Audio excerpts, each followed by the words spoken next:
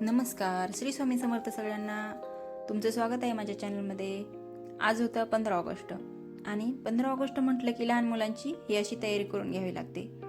असं वाटतं की हे लहान मुलं शाळेत जात नाहीत तर आपणच शाळेमध्ये जात आहोत काही की त्यांचं स्पीच करून घ्या, त्यांच्याकडून तयारी करून घ्या आणि असं काहीतरी वेगळी वेशभूषा करून घ्या.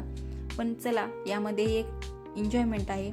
आपण जे केलं नाही ते मुलांकडून करून घेताना असं वाटतं की आपणच ते करत आहोत. तर आज माझ्या मुलीला बनवायचं होतं भारत माता. तर मग तिला आता अशा पद्धतीनं साडी घालून घेतली आणि त्यानंतर ज्वेलरी घातली, झुमके घातले आणि ट्राय कलरच्या बांगड्याही घालून घेतल्या. आणि मग त्यानंतर मी तिचे केस वगैरे विंचरून घेतले, टोप लावून घेतला. छानपैकी एकदम सुंदर दिसत होती एवढ्याच लुकने. आणि मग आता तिला गंध लावून घेतला. मुलांना तयार करण्यात एक वेगळीच मजा आहे. मग इकडं बघा, आता तिचं तयारी पूर्णपणे झालेली होती आणि आता तिला तिच्या पप्पांनी स्कूलमध्ये घेऊन गेले, सोडलं. मग तोपर्यंत मी थोडेसे कामं आवरले आणि लगेच आम्ही तिचा प्रोग्राम अटेंड करण्यासाठी निघालो स्कूलमध्ये. आता छोटीचे नखरे चालूच होते इथं गाडीमध्ये बसल्यानंतरही. मग आम्ही गेलो स्कूलमध्ये. आता स्कूलमध्ये पोहोचल्यानंतर तर आम्हाला थोडा उशीरच झाला होता. असं वाटत होतं की हिचा कार्यक्रम काय झालेला आहे का काय की, पण तिचं अजून स्पीच झाले नव्हतं. आम्ही नेमकं तिथं पोहोचलो आणि तिचं नाव अनाऊन्समेंट केलं की समृद्धी डोंगरे आता येत आहे स्टेजवरती म्हणून. मग तेवढ्यात बरं वाटलं आणि एकदम असं छान वाटलं की चला आता हिचं स्पीच आपल्याला ऐकायला बघायला भेटेल. किती छान वाटतं ना आपले मुलं जेव्हा असं समोर जाऊन एकदम स्टेजवरती परफॉर्मन्स करतात, एकदम भरून येतं ना. जे काही आपण नाही केलं ते आपण ह्या मुलांमध्ये पाहतो आणि मुलांनी केल्यानंतर त्याचं वेगळंच समाधान आपल्याला मिळतं. आणि जी काही सगळ्यांनी कौतुक करून तिच्या मॅडमनं वगैरे सांगितलं की खूप छान लुक बनला होता, तिनं भाषण खूप छान केलं, ती आपल्या केलेल्या पूर्णपणे केलेल्या मेहनतीचं फळ आहे असं वाटतं आणि एकदम प्राऊड फील होतं.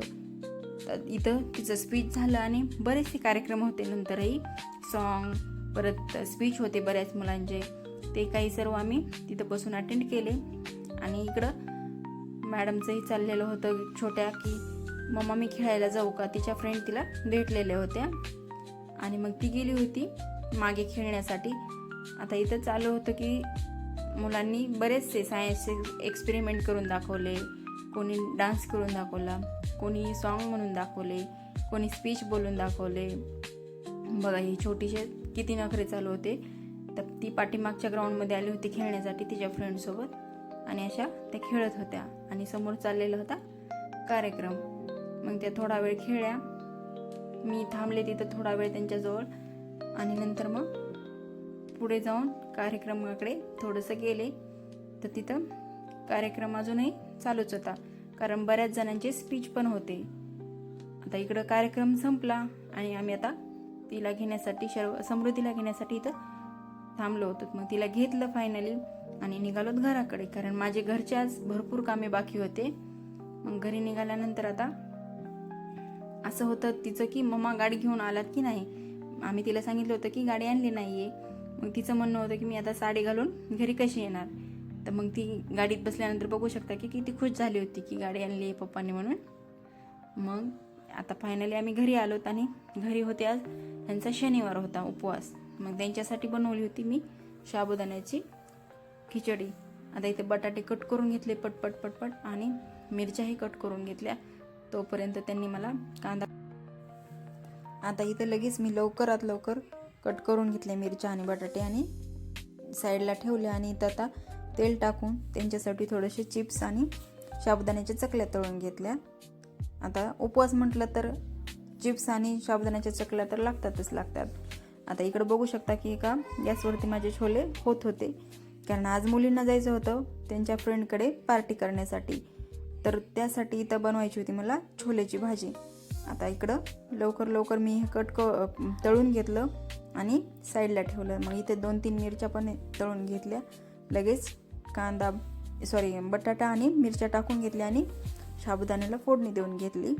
आता इकडे त्यांनी मला तोपर्यंत पोह्यासाठी बनवून कट करून दिला होता कांदा आणि हिरव्या मिरच्या. आणि कोथिंबीर, कारण आज खूप लेट झालं होतं नाश्ता बनवायलाच. 11:30 वाजले होते कार्यक्रम आमचा संपण्यासाठीच. मग आता इथं मी पोहे लवकर बनवून घेतले आणि पोहे झाल्यानंतर आम्ही सगळ्यांनी आता इथं करून घेतले नाश्ते.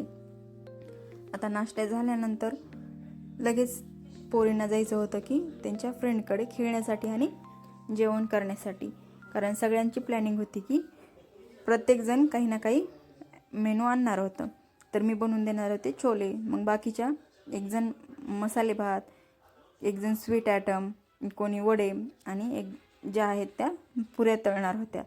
मग आता इथं मी बनवून घेतली पटकन छोल्याची भाजी. कांदा, टोमॅटो, आले लसूण टाकून छान वाफून घेतलं. तेवढ्यात त्यांनी मला म्हटले की मला कॉफी प्यायची. मग सगळ्यांसाठीच बनवली कॉफी, कारण सगळ्यांनाच एकदा एकाला पिऊ वाटले की सगळ्यांनाच पिऊ वाटते. मग आता इथं कॉफी बनवून घेतली. आता इथं माझी कॉफी साईडला ठेवली आणि मी लागले छोलेची भाजी फोडणी देण्याच्या तयारीला. इथं खडे मसाले घेतले, तेल टाकून त्यामध्ये दालचिनी, तेजपत्ता वगैरे टाकून घेतला आणि बारीक चिरलेला कांदाही टाकून दिला आणि छान असं परतून घेतला. तोपर्यंत हे बघा इकडं आलेले होते, काहीतरी चालू होतं त्यांचं. मग आता लगेच त्यानंतर जी काही ग्रेव्ही होती, कांदा तळून घेतल्यानंतर ती ग्रेव्ही टाकून घेतली मध्ये आणि छान तेल सुटेपर्यंत ग्रेव्ही तळून घेतली. आता यांचं मध्ये मध्ये असं चाललेलंच असतं काही ना काही किचनमध्ये येऊन. आता इथं ग्रेव्ही छान तळली की त्यामध्ये आपण मसाले आणि छोले ॲड करणार आहोत. आता इकडं मी आले होते फ्रेंडकडे आणि बघू शकता आमचं असं छान अशी पार्टी चाललेली होती. आणि मग आता इथं पोरांचं असं चाललं होतं की टीचर खेळणं वगैरे. दिवसभर त्या खेळल्या. मग आम्ही सगळ्यांनी छान असं एन्जॉय केलं आणि निघालोत घराकडे. तुम्ही कसा इंडिपेंडन्स डे साजरा केला नक्की सांगा कमेंटमध्ये. आमचा दिवस पूर्ण असा गेला. चला भेटूया नेक्स्ट व्हिडिओमध्ये.